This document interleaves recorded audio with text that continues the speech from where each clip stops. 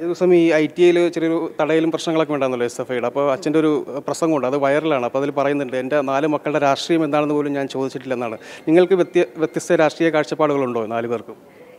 നേരത്തെ ഞാനൊരു വീഡിയോയിൽ പറഞ്ഞിട്ടുണ്ടായിരുന്നു, പൊളിറ്റിക്കൽ പാർട്ടി അല്ലെങ്കിൽ ഇന്ന ഒരു പാർട്ടി സപ്പോർട്ട് ചെയ്തൊന്നുമല്ല ഞാൻ പറയുന്നത്. എനിക്ക് എൻ്റെ അച്ഛൻ എന്ന് പറയുന്ന വ്യക്തിയോടുള്ളൊരു വിശ്വാസമാണ്. അച്ഛൻ ഏതൊരു പാർട്ടിയിൽ നിന്നാലും അച്ഛൻ ആ നാടിന് വേണ്ടി നല്ലതേ ചെയ്യത്തുള്ളൂ എന്നുള്ളത് എനിക്കറിയാം. അപ്പോൾ അച്ഛൻ എന്ന് പറയുന്ന വ്യക്തിയുടെ മേലുള്ള വിശ്വാസത്തിൽ ഞാൻ BJPക്കായി വോട്ട് ചെയ്യുന്നു. അതെ, അല്ലാതെ പ്രത്യേകിച്ച് ഇങ്ങനെ രാഷ്ട്രീയ കാഴ്ചപ്പാടുകളോ അങ്ങനെ ഒന്നുമില്ല. നരേന്ദ്രമോദി സാറിന് എനിക്ക് വളരെ വളരെ റെസ്പെക്റ്റ് ഉള്ള ഒരാളാണ്. കാരണം പുള്ളിക്കാരൻ്റെ ഒരു ഓറ തന്നെ ഒരു അത്രയ്ക്ക് പോസിറ്റിവിറ്റി ഉള്ളൊരു മനുഷ്യനാണല്ലോ. അപ്പം നമ്മുടെ ഫ്രണ്ട്സിൻ്റെ ഇടയിൽ തന്നെ ആദ്യമൊക്കെ പണ്ട് എൻ്റെ ഫ്രണ്ട്സിനാർക്കും BJPയോട് വലിയ താല്പര്യമുള്ള കുറേ പേരൊന്നും അങ്ങനെ ഇല്ലായിരുന്നു. പക്ഷേ ഇപ്പോൾ പലരും എന്നെ ഇങ്ങനെ ഫോൺ വിളിച്ച് തന്നെ പറയുന്നുണ്ട്, നിൻ്റെ അച്ഛൻ്റെ ആ ഒരു വീഡിയോ കണ്ടു, അതൊരു ഓളം ഉണ്ടാക്കിയിട്ടുണ്ട്, ഇപ്പോൾ ആ BJP വോട്ട് ചെയ്യണമെന്നൊരു ഫീലിംഗ് ഇപ്പോൾ ഉണ്ട് എന്നൊക്കെ പലരും പറയുന്നുണ്ട്. അപ്പോൾ അത് എന്നെ കുറേ പേര് പേഴ്സണലി വിളിച്ച് പറഞ്ഞു. അത് പണ്ട് BJPയിൽ വിശ്വാസമില്ലാത്തവരായിരുന്നു അതിൽ പലരും എന്നെ വിളിച്ച് പറഞ്ഞു. അപ്പോൾ അത് എനിക്ക് തന്നെ പേഴ്സണലി അച്ഛനെ കൊണ്ട് അങ്ങനെ ഒരു വ്യത്യാസം ഉണ്ടാക്കാൻ പറ്റിയല്ലോ എന്ന് feel. I am very very proud. നിങ്ങൾ കേട്ടില്ലേ, കൊല്ലം സ്ഥാനാർത്ഥിയായിട്ടുള്ള നടൻ കൃഷ്ണകുമാറും ഭാര്യ സിന്ധു കൃഷ്ണ, മകൾ ദിയ കൃഷ്ണ ഒരുമിച്ച് മാധ്യമങ്ങളോട് സംസാരിച്ചതിൻ്റെ ചെറിയൊരു ഭാഗമാണ് ഇവിടെ കൊടുത്തിട്ടുള്ളത്. മറുപടിയൊക്കെ തന്നെ പറയുന്നത് ദിയ കൃഷ്ണയാണ്. മാധ്യമപ്രവർത്തകൻ ചോദിച്ചത് നിങ്ങൾ തന്നെ കേട്ടില്ലേ, നമുക്കൊക്കെ തന്നെ അറിയാവുന്നതുമാണ്. ITI ക്യാമ്പസിൽ വെച്ചിട്ടൊരു ഇഷ്യൂ ഉണ്ടായിരുന്നല്ലോ, SFI ഉണ്ടാക്കിയിട്ടുണ്ടായിരുന്നത്. അതിനെ തുടർന്ന് അദ്ദേഹം അവിടെ നിന്ന് പ്രസംഗിച്ചത് നമ്മുടെ കേരളത്തിൽ വളരെയധികം വൈറലായിരുന്നു. അതിനെ പ്രതിരോധിക്കാൻ SFI ഉൾപ്പെടെയുള്ള ഇടത് വലത് കേന്ദ്രങ്ങൾ ഒരുമിച്ച് കൂട്ടമായിട്ട് അവർ സോഷ്യൽ മീഡിയയിൽ ചെയ്തിട്ടുണ്ടായിരുന്നത് ഒരു ചെറിയ ഭാഗം, അതായത് തൻ്റെ മക്കളുടെ രാഷ്ട്രീയം ഏതാണെന്ന് എനിക്കറിയില്ല, അവർ ഏത് രാഷ്ട്രീയത്തിൽ വിശ്വസിക്കുന്നു എന്ന് എനിക്കറിയില്ല എന്ന ഭാഗം എടുത്തിട്ട് അത് വെച്ച് പരമാവധി സോഷ്യൽ മീഡിയയിലൂടെ ഈ നടൻ കൃഷ്ണകുമാറിനെ മോശമാക്കാൻ ശ്രമിച്ചുകൊണ്ടേ ഇരുന്നിരുന്നു. നിങ്ങളൊക്കെ തന്നെ ഒന്ന് ചിന്തിച്ചു നോക്കൂ, നമ്മുടെ കേരളത്തിലെ ഇടതും വലതും എന്താണ് ഇവിടെ പൊക്കിപ്പിടിച്ച് നടക്കുന്നത്? ഞങ്ങളാണിവിടെ വ്യക്തി സ്വാതന്ത്ര്യത്തിൻ്റെ വക്താക്കൾ, ഞങ്ങളാണിവിടെ അഭിപ്രായ സ്വാതന്ത്ര്യത്തിൻ്റെ വക്താക്കൾ എന്ന് നിരന്തരം വിളിച്ചു പറഞ്ഞ് നടക്കും.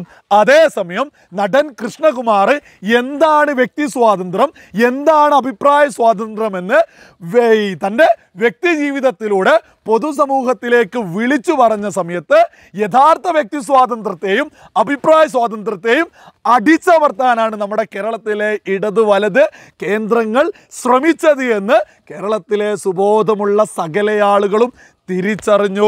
മകൾ ദിയാ കൃഷ്ണ തന്നെയാണ് മറുപടി കൊടുക്കുന്നത്.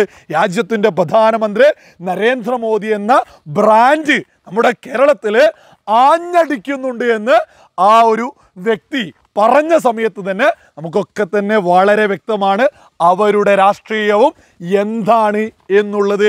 ഇനി നമ്മുടെ കേരളത്തിലെ പൊതുസമൂഹം എന്തു പറയുന്നു? വളരെ വ്യക്തമായിട്ട് ദിയാ കൃഷ്ണ പറഞ്ഞു, എൻ്റെ അച്ഛൻ തിരഞ്ഞെടുക്കുന്നത് നല്ലത് മാത്രമേ ചെയ്യൂ എന്ന്.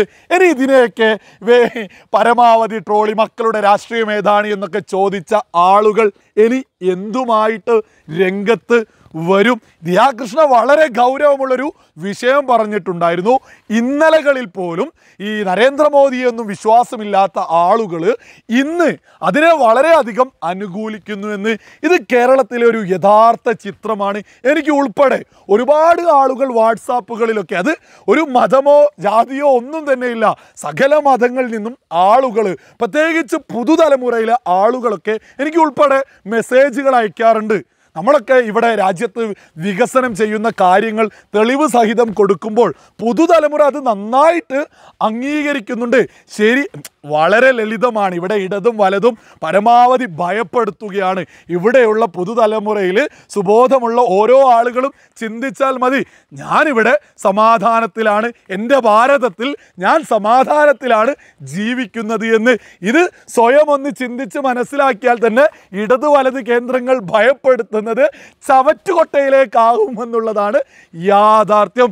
ദിയാ കൃഷ്ണ പറഞ്ഞതുപോലെ തന്നെ യുവാക്കളിലും വിദ്യാർത്ഥികളിലുമൊക്കെ നരേന്ദ്രമോദി എന്ന ബ്രാൻഡ് വളരെ വ്യക്തമായിട്ട് നമ്മുടെ കേരളത്തിലും ആഞ്ഞടിക്കുന്നുണ്ട്. പക്ഷേ ഇതൊന്നും നമ്മുടെ കേരളത്തിലെ പ്രമുഖ മാധ്യമങ്ങൾ വാർത്ത കൊടുക്കില്ല. അവർക്ക് കൃത്യമായിട്ട് അജണ്ടയുണ്ട്. അവർക്ക് ഇടത് വലത് സ്ഥാനാർത്ഥികളെ വിജയിപ്പിച്ചേ പറ്റൂ. അതിനു വേണ്ടി മാത്രമേ അവർ പണിയെടുക്കൂ. പക്ഷേ അവരോടൊക്കെ തന്നെ പറയാനുള്ളത് ഇത് സോഷ്യൽ മീഡിയയുടെ കാലഘട്ടമാണ്. ജനങ്ങൾ മനസ്സിലാക്കേണ്ടത് അത് സോഷ്യൽ മീഡിയയിലൂടെ വളരെ വ്യക്തമായിട്ട് മനസ്സിലാക്കും. നമുക്കറിയാം രാജ്യത്ത് നരേന്ദ്രമോദി തന്നെയാണ് 2024 ഈ ഇലക്ഷൻ കഴിയുമ്പോൾ റിസൾട്ട് വരുമ്പോൾ രാജ്യത്ത് അധികാരത്തിൽ എത്തുക എന്നുള്ളത്. ആ നരേന്ദ്രമോദിക്കൊപ്പം ഇരിക്കേണ്ടത് ആരാണ് എന്നുള്ളതിനാണ് നമ്മുടെ കേരളത്തിൽ മത്സരിക്കുന്നത്. അത് നരേന്ദ്രമോദിയുടെ സ്ഥാനാർത്ഥിയെ തന്നെ ഇരുത്തുക എന്നുള്ളതാണ് ബോധമുള്ള ആളുകൾ ചെയ്യേണ്ടത്. നരേന്ദ്രമോദിയുടെ സ്ഥാനാർത്ഥി വിജയിച്ചു കഴിഞ്ഞാൽ കൊല്ലത്ത് അതിൻ്റേതായ മാറ്റങ്ങളുണ്ടാവും. അതേസമയം ഇടതോ വലതോ വിജയിച്ചാൽ ഒരു ഉപകാരവും ഉണ്ടാവില്ല എന്നുള്ളതാണ് വളരെ വലിയ യാഥാർത്ഥ്യം.